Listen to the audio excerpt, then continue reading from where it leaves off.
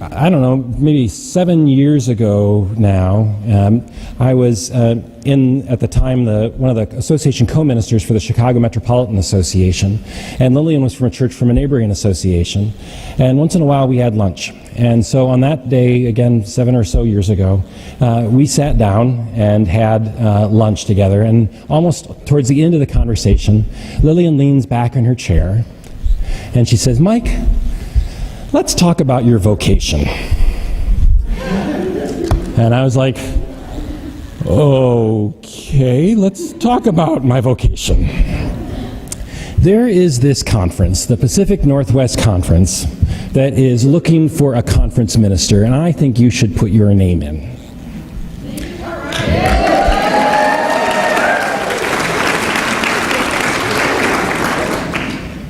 Now, for many of us who have read Lillian's books or read her writings or read her devotionals, I think those in some way are some form or fashion of Lillian leaning back and saying, "Friend, let's talk about your vocation."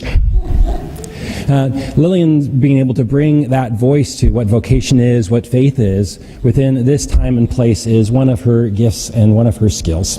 I am so happy she is here present with us today. I am so looking forward to the workshop that she and Lillian and Christina do afterwards, talking about some of those places where their topics clearly overlap. And so it is with great pleasure that I introduce our keynote speaker for this afternoon, Reverend Lillian Daniel.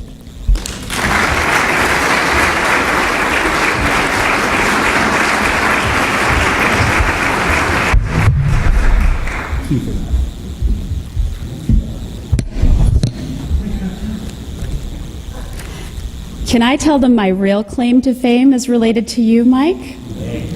Yes. All right.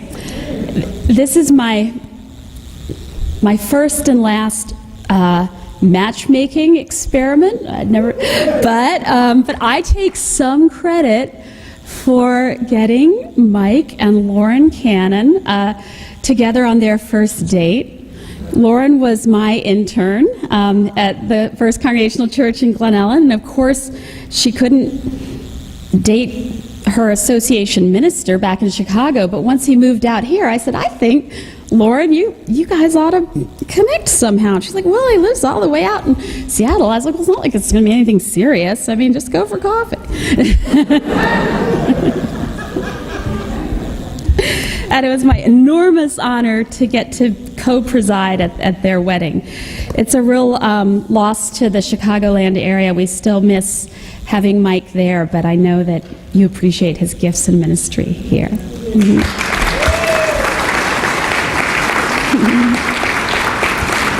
And Lauren's as well, yes.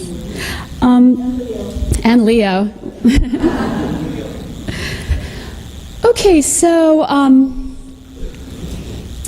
just over a year ago, this book came out. It was my third book. It was called When Spiritual But Not Religious Is Not Enough, Finding God in Surprising Places, Even the Church. It's my third book, and I thought I would just say a little word to you today about what led to that book and then what the reaction has been to it and what are some of the things I've learned in the last year and a half. It's my third book. The first book I wrote was about testimony. It was called Tell It Like It Is, and it was about trying to get sort of open-minded Protestant mainline people to talk about God. In New England, even. I was in New England at the time, and it was a dissertation for my doctoral ministry degree. I'd done a multi-year experiment in my church in New Haven, trying to get people to give testimony in worship, to stand up and talk about their experience of God. And it could be about absolutely anything as long as it began with God. And so if you want to talk about why New Haven needs a living wage, that's fine, but it had to begin with God. And our mantra was, what could you hear here in church that you could not just as easily hear on NPR? Mm-hmm. Or you could say Fox News, right? But in New Haven, that was more our tendency. After that, I moved 10 years ago out to the very different environment. I was in a liberal college town in New England for 14 years, New Haven, Connecticut.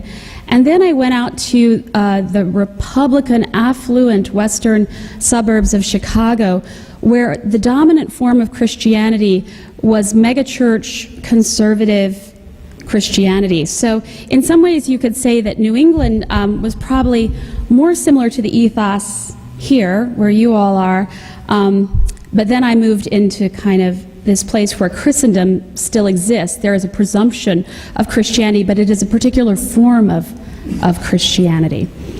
I tried testimony out there too, and I'm still at it. I love it. And in some ways, this third book is a continuation of that conversation.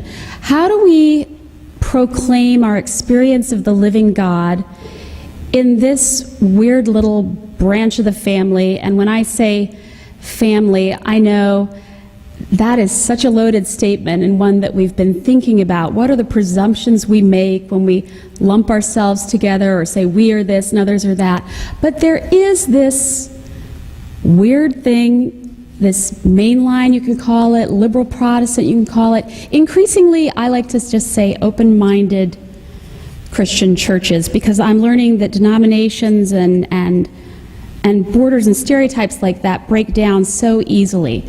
But for our people, say the United Church of Christ, on average, talking about our experience of the living God is not our strong suit. It may even be fair to say that we are more likely to tell our neighbor how to vote than where we go to church. Witnessing on justice issues early and courageously, yes. Witnessing to an experience of Jesus, not so much. Now, I don't believe for a second that we don't experience Jesus. I don't believe for a second that we don't experience the divine. But I believe that in our desire over recent decades to represent a more welcoming, inclusive form of the church, we lost our ability to talk about our faith, period. And so we developed this sort of weird fear of public speaking, not on controversial issues. I mean, we will pass resolutions telling people in the Middle East what they need to do to achieve peace, because our delegates are experts, right? We'll pass resolutions on health care, on gay marriage, but we won't talk about our faith, because here's the irony, it might offend someone.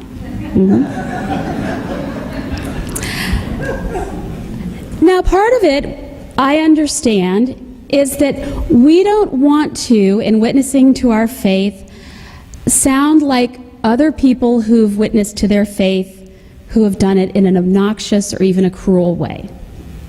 Some of us have actually been injured or hurt by people who witnessed to us in the name of their Christian faith, but did so in a way that told us we were going to go to hell, we were not among the elect, or that whatever form of Christian we were didn't count. And so afraid of sounding like those burn in hell people, we just stopped talking about the divine. And when we stopped talking about it, we got out of practice.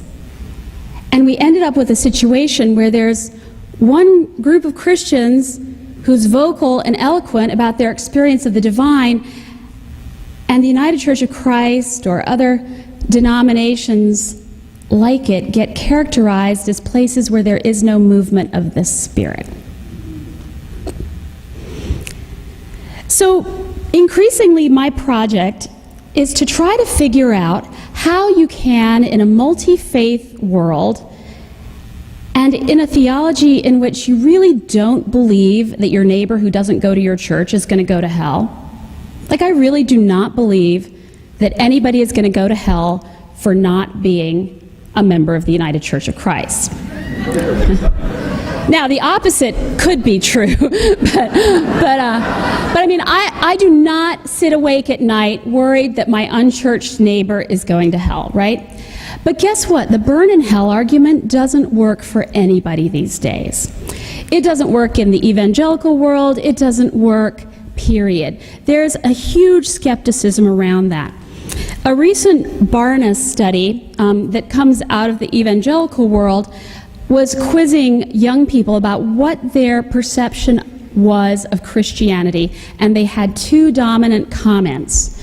One was that they associated Christianity with an inappropriate involvement in right-wing politics. These are young people who came up through the 80s and the moral majority, right? And they associated Christianity and the church with homophobia. Those are two things, right? And the burn in hell argument isn't working for anybody. I just love you so much, and I'm just worried about you, and I want you to come to my church, and otherwise you're going to burn in hell. And we have a fantastic junior high program, burn in hell. It doesn't work for anybody, right? But what we did is, in our desire not to do the burn in hell argument, which I think we were appropriately suspicious of early and courageously, right? But in our desire to not do that, we instead said, well, whatever floats your boat. We decided that the opposite of saying you're going to burn in hell was to say it doesn't matter. And yet it's disingenuous because it does matter to us. If it didn't matter, you wouldn't be spending this beautiful sunny day in this church building. If it didn't matter, you wouldn't be worshiping every week. And so it is disingenuous when a new neighbor moves to town or on your block or in your building and you tell them where the best deli is and where the best dog walking spot is, and you don't mention your church, and you say to them it doesn't matter. It is disingenuous. Clearly it matters. Clearly it matters.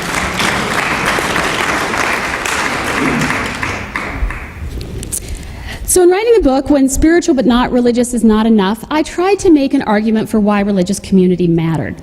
I did so using irony and sarcasm in some places, ranting and raving in others. In some ways I try to show and not tell by telling stories of a church that perhaps is not the church that the Barna study people expect to see. A church that is complex and has different points of view in it. A church that is funny, that is fallible, that is goofy. I mean, you have to admit, a lot of why we go to church is because it's hilarious. I mean, it just is. It's just funny when you get people together and the stuff we do. When I wrote When Spiritual But Not Religious Is Not Enough, I got a big response from lots of different groups. Apparently there's a lot of atheists who spend a lot of time on the internet. I'm very familiar with them now. And the irony is, by the way, I mean, every atheist I know, we all know atheists are really laid back, positive people, but not the ones who spend all their time on the internet. And so they're like furious because they said, oh, I'd insulted the spiritual but not religious by implying that, like religious community matters. So how do we get to a place? I mean, this really fits with the kind of hard conversations that Christine Cleveland is encouraging us to have and to think about. But how do you make a case for something and not just immediately get shut down because you've offended somebody, right? Like how is it that we're in this state where once somebody says I'm offended, it's game over, right? And what that does is that shuts down the conversation. It doesn't make it go away. It just takes it away from the people who would be offended, and we all end up in our silos, right? And we're in a state right now in this country that I think is very frightening, where we all have the ability in this culture of rampant narcissism, and I think we live in a culture that is so thick with narcissism and self-centeredness, it's like the air we breathe, we can't even see it. We can't even see it, right? I know you heard some about the self-esteem movement and some of those things, but we live in this culture of narcissism, and part of that is that we all get to decide not to ever be offended. And the way you're not ever offended is you make sure that you only get your information or you hear the opinions of people that you can predict you are already going to agree with. And so now increasingly we don't all share a daily newspaper, and where you might say, well, that newspaper has this political bent, but we still read it and we have to sort of have a shared dialogue about it. We can all get our news in these very different ways, and nobody is affected by anybody else's point of view, and heaven forbid you say I'm offended, and it's game over. And we just go in our corners.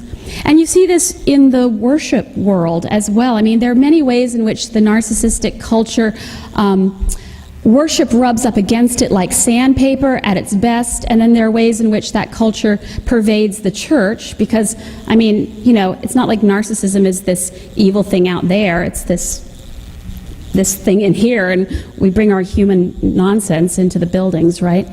And so in the church, you see examples of that kind of culture of narcissism coming in when we have these weird sort of social contracts, like, I have to be guaranteed in worship that I will never hear any form of music that I do not already like. Okay? Like, that's been dressed up as good taste, right? Or history, or being current, or being young, or being old, or what. It gets dressed up and all that. Guess what? It's the culture of narcissism. I don't have to hear anything ever that I don't like, and I'm going to have a sign on the door that's going to proclaim to me that this is not going to offend my precious, precious tastes. You see the culture of narcissism coming into church when, you know, people say things. Well, it used to be 10, 20 years ago, when people said that they shopped for a church, they said that with a certain amount of embarrassment or chagrin. You know, oh, I'm kind of embarrassed to say this, but we shopped for a church. Today, there's no irony, no chagrin. We shop for a church. Now, let's talk about that. Some of that is positive. Like, it is no longer the case that you can presume a market share, and that because everyone in your family is Presbyterian, you're going to be Presbyterian, and you're going to get married to somebody Presbyterian, your children are going to be Presbyterian. And, you know, in the old days, if you broke that social contract and married someone outside the religion, families would split up over it. You don't see that very much today. I think that's a good thing, right? I like the idea that we have some freedom of choice, that we're not just expected or like robots going forward. In the old days, you might be driven to choose a community of faith because there might be economic gains in it, business connections, there might be other reasons, but reasons other than your desire and calling by the Holy Spirit to experience the living God and community. There are a whole bunch of other reasons, right? And so the great thing for me is, like, I never experienced any of that. You know, I never had a church full of people who were going to make business connections, right? Chances are, if you go to my church in Glen Ellen, you're going to lose business connection. That's the real, right? If you go to church and you worship something other than yourself for an hour on a Sunday, you are doing about the most countercultural thing you can do in a culture of narcissism. And that is real. That is real. But you see that coming into the churches and pressing up when people say things like, well, you know, I went to worship, but I didn't get much out of it. And it's like, well, it wasn't directed at you. Yeah. I get it sometimes. I don't like the prayer of confession. You don't like the prayer of confession. You're not supposed to like it. Like, it's supposed to be kind of a painful moment, you know? Yeah, it's a downer. You know, yeah, I should hope so. It's the prayer of confession. I mean, this is, but also this idea that what worship is there is to meet our needs, right? And part of it is that in this increasing smorgasbord of the religious landscape, multi-faith, the biggest news story of last year was the Pew study. The Pew study came out and they said that 1 in 5 people in this country, when asked what their religion is, checks off none, N-O-N-E, not N-U-N. And when you get to the group that's under the age of 30, it's 1 in 3, right? Now, we can wring our hands and say, oh, what about the good old days? I don't wring my hands. I couldn't have even been a pastor in those good old days. I actually kind of like it that I look out a congregation of people who I presume want to be there. I think that's sort of cool. I also think it's cool that people are allowed to have the freedom to say, I choose none. You don't have to get married in a church. You can be authentic to where you are. But in that landscape, if we do care about religious community, can we make a case for why it matters? And can we do that with some passion? What I think has happened is that if you don't do the burn in hell argument, and you do the whatever floats your boat argument, It's tremendously uncompelling. And we can't be surprised then that people are not excited about the church. And when we do make an argument for the church, often we do it in this utilitarian culture of narcissism meeting your needs way. Like we say, our church has an excellent youth program. Right? The implication there is that the church is here to meet your needs, you will gain something. Our church has an outstanding choir. Well, guess what? There's an outstanding community chorus where I live. You don't have to go to church to sing. Our kids, our youth, many of them are overscheduled. You don't have to go to church, right? What does the church do that nobody else can do?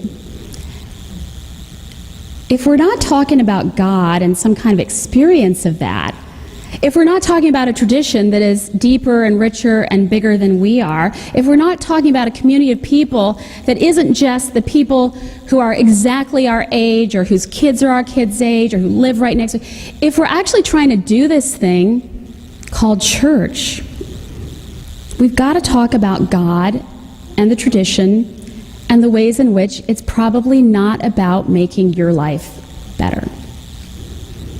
The reality is that, to me, my Christian faith gives my life depth and meaning in the hard questions.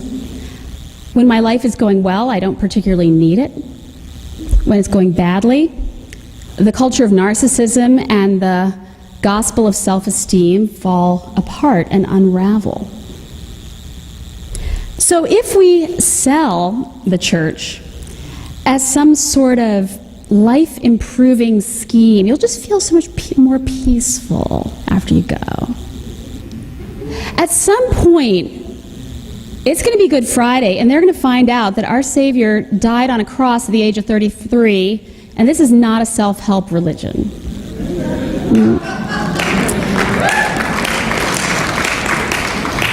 What it is an opportunity to join with an amazing tradition, thousands of years old, going back further to Judaism, to Midrash, to communities of faith where they have argued and wrestled with the question of why hard things happen. They've asked hard questions of God and the text.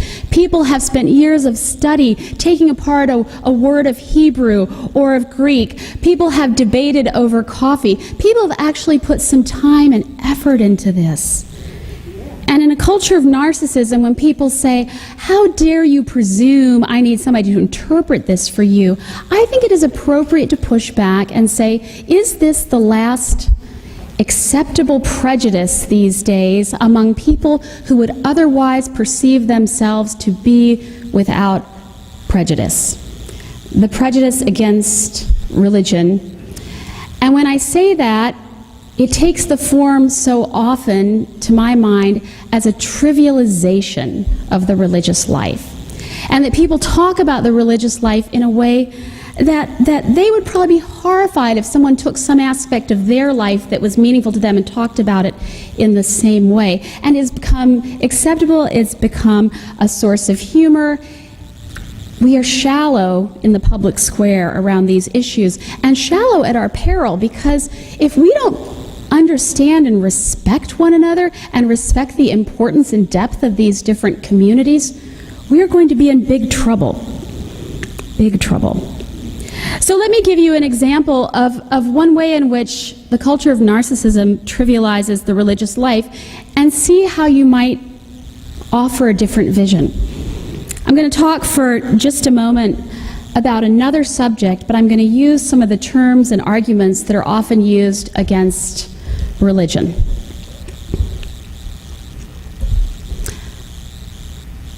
I had a rotten time in high school.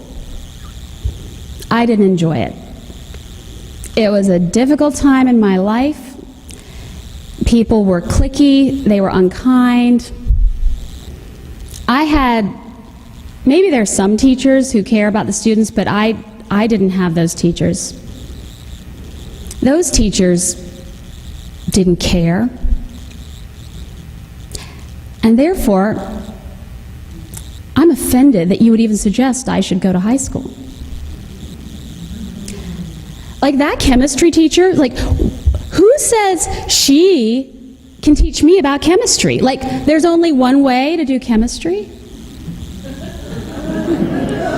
I was created with the ability to understand all science. How dare you presume that you have something to teach me about that? That is offensive to me.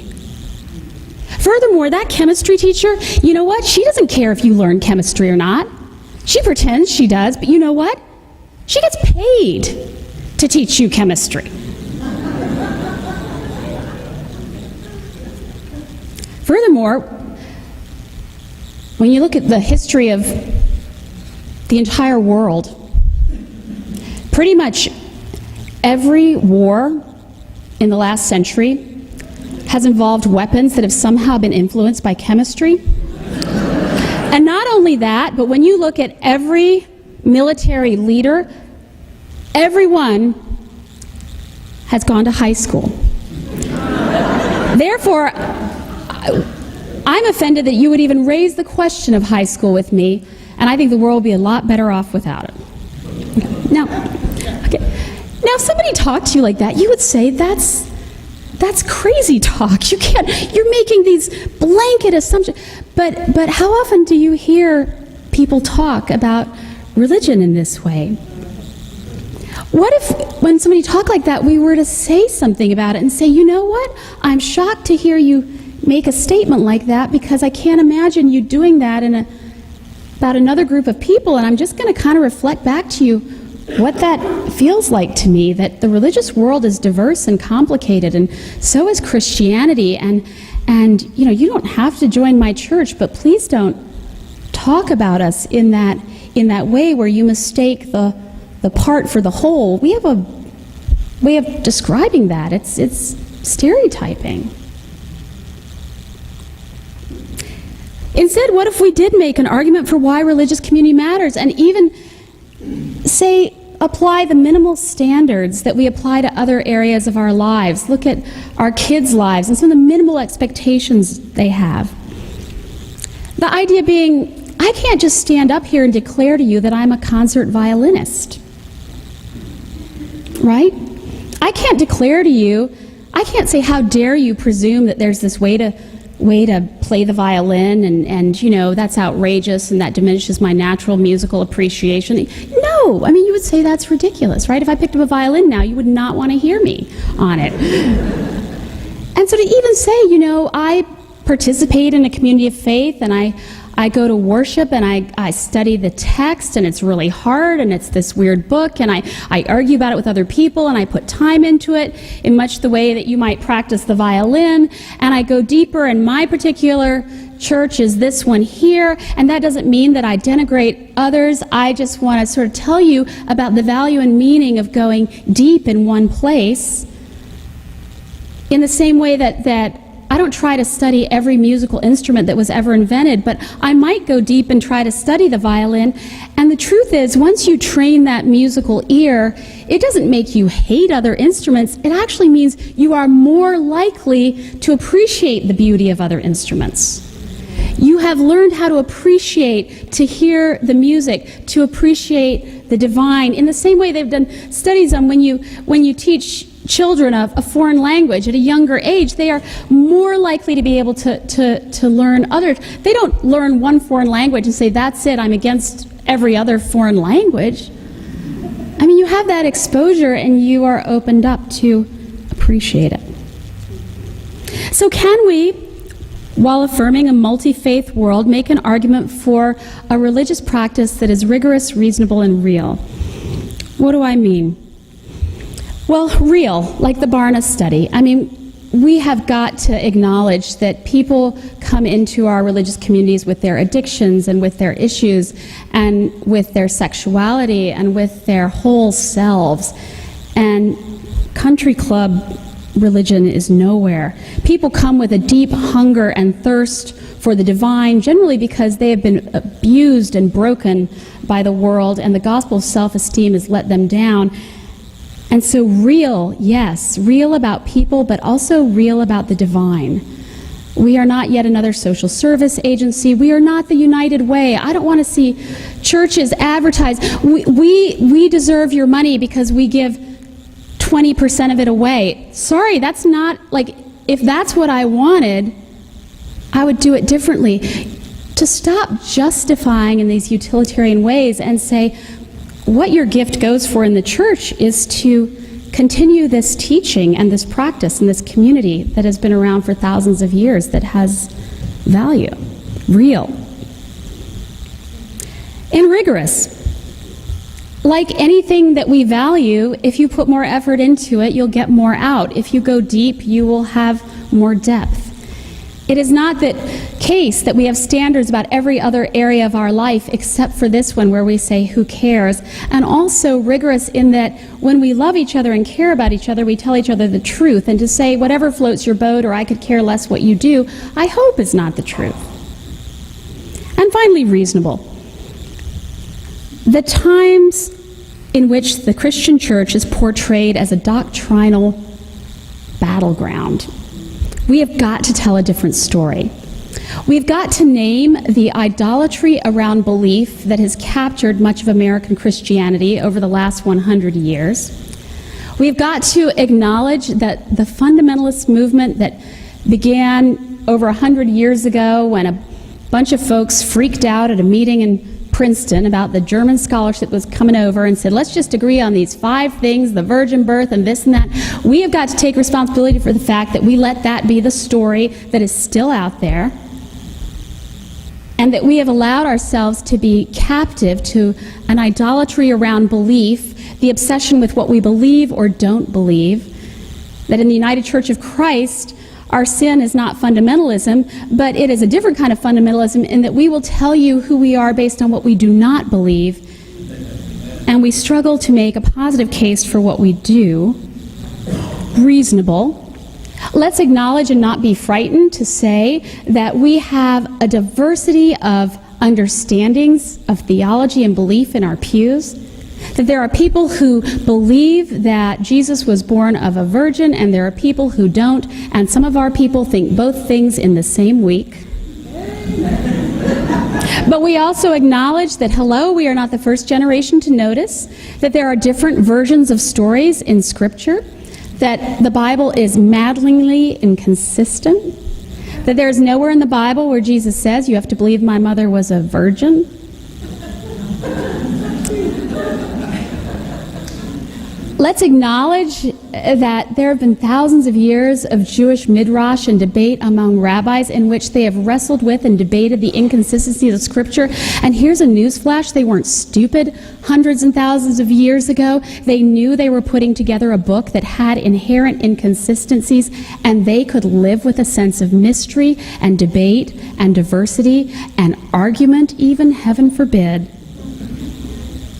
And we are not the first genius generation to notice that there are different birth story narratives. Look at this, they're different. I think they knew that when they put it together.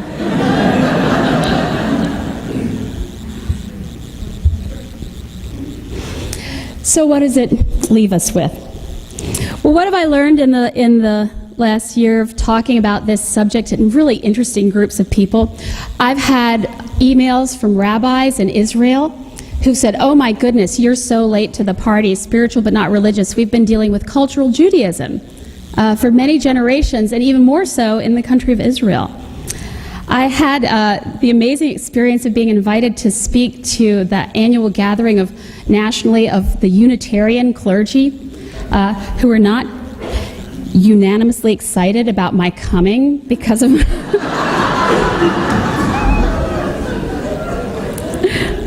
I've been criticized from all sides of the Christian family, including that one, and those who worry that by calling out some of the presumptions of some of the spiritual but not religious, I have therefore alienated them all, that they were all about to walk into our churches, and then I wrote this, and now they're not coming anymore. But I've also learned, one of the things I've learned is that I can't say this enough either, that I want to acknowledge there are people who have been injured and hurt by the church and by religious communities, and that's not who I'm talking to. Those are people who really require love and prayer and kindness and And that's the reality. And I learned that in an intense way when I was invited to speak to the Gay Christian Network, which is a primarily evangelical group. And they worship in a very evangelical style, and I brought my own biases and prejudices that could basically be summed up as, well, why the heck don't they come to my church? And it's like, guess what? They don't want to. Those jerks, they want to reform their own. Narcissists. Why don't you come to my church? What's powerful for me in that conversation in the Gay Christian Network was their big question was, how do we find a church community? And the question they posed to me again and again was this: do I have to choose, or how do I choose between these two choices that are offered me? I can go to an evangelical style church in which the worship truly moves me and I experience the living presence of God, but I'm considered a second-class citizen if I'm myself, and I am not considered a full participant in my humanity. Or I can go to a church like yours that affirms me as who I am, but where there's no movement of the Spirit. They characterized our churches as the bland leading the blind. When that question was posed to me, I thought about it deeply, and I end up pushing back and saying I reject the whole dichotomy. If those are the only two choices, you've not yet found the right church. We've got to let go of our assumptions that evangelical churches are this and mainline churches are that. It's all changing with the religious landscape. There's amazing fluidity. We're all influencing each other. Huge numbers of Roman Catholics coming into the UCC are changing us. Every community of faith is changed by everybody who joins it. I also push back sometimes to say it's not only that I pray that you find a community that will meet your needs, but maybe God is calling you to be a gift to some other community that needs you. Reasonable, rigorous, and real. And finally, a concluding story. I got invited to the Festival of Homiletics in Denmark. No doubt you've heard of it. And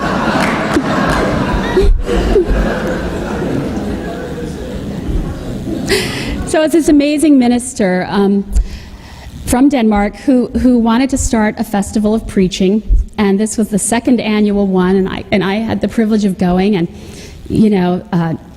again, talk about narcissism and self-centeredness. It was like a week before I went. I wrote her an email. You do know I don't speak Danish, right? And she was like, no, we'll do the whole thing in English. I mean, that's humbling, right? And in Denmark, it's a state church, and it's a tiny church, and the ministers are paid much like social workers by the government, and they do baptisms and weddings, but tiny numbers of people coming. They think the American church is so vibrant and alive. They think, we're booming and they're compared to them. And I went there, and they don't get a lot of training in preaching. I mean, it's a whole different world. And it was also my experience there that I perceived them, to be somewhat reserved. But of course, they're doing this whole thing in another language as well. So I was like, you're not laughing at my jokes, And I was like, maybe they're not funny when they're translated into Danish. But I wanted to get to know more about the church, and so at the breaks I would ask, what should I do while I'm in Copenhagen? It seems like such a wonderful place. And the people I talked to were just so modest about this beautiful city. And I would say, what do you think I should do here? I just love it. It's so beautiful. Well, it's nice, and you have nice cities in America also. And I said, no, but this is so special. And the water, well, it's okay. And, well, what should I do while I'm here? Well, what do you like to do? And, well, I hear you have a great museum. Yes, it is nice. I just couldn't get anything and I was like, what, if I left here and didn't do these things in Copenhagen, would I die unhappy? What? And they were so modest and quiet. And finally, one guy looked at the other, he says, we had a festival with music and food and singing and art, but it is finished.